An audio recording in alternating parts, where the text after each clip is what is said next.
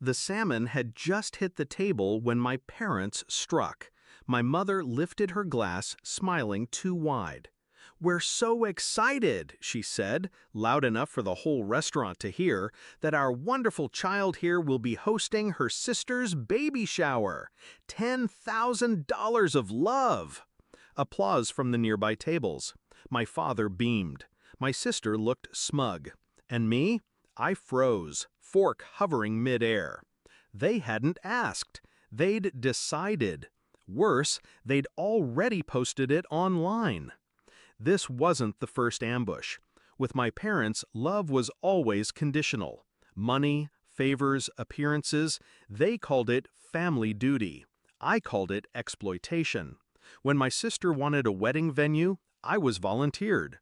When Dad's car broke down, I was happy to help. And every time, I swallowed the humiliation, because that's what children do. But children grow up, and children remember. I found out about the post hours before dinner.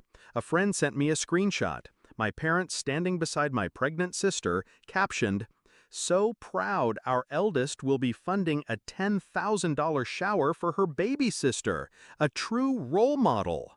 The comments poured in. "She's amazing. What a generous sister. They're lucky to have her." Generous? They hadn't even asked me. It wasn't generosity, it was theft. I said nothing. I dressed for dinner, sat at the table, and waited for the performance.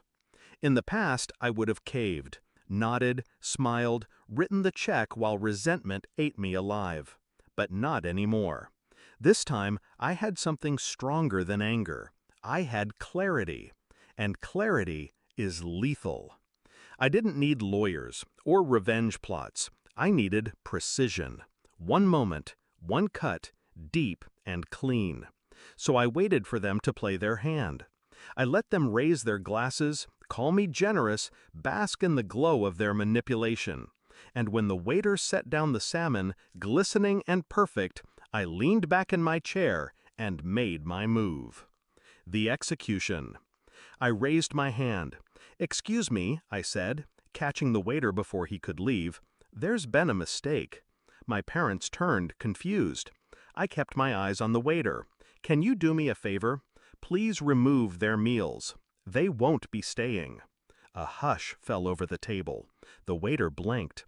My father's jaw dropped. My mother's smile curdled. "What are you doing?" she hissed. I finally looked at her. Calm, even, deadly. "You posted online that I'd spend $10,000 on a party. You never asked me. You never gave me a choice. You tried to buy my silence with public shame." I set my fork against the salmon.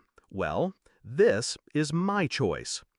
The waiter shifted nervously, but I nodded at him. "Take their plates. Leave mine." He obeyed. 3 dishes vanished from the table. Only my salmon remained. My sister sputtered, "You can't be serious!" I cut into the fish, slow and deliberate. Dead serious. My father's face went red. "This is family!" I chewed, swallowed, and leaned forward. "No, this is extortion, and I'm done playing along." They stared at me like they didn't recognize the person in front of them. They didn't, because the child they abandoned to their selfishness was gone, and the adult who replaced her wasn't afraid to cut them out. The restaurant buzzed with whispers. My parents, humiliated, scrambled to collect their things. My sister hissed something about betrayal, irony dripping from her voice.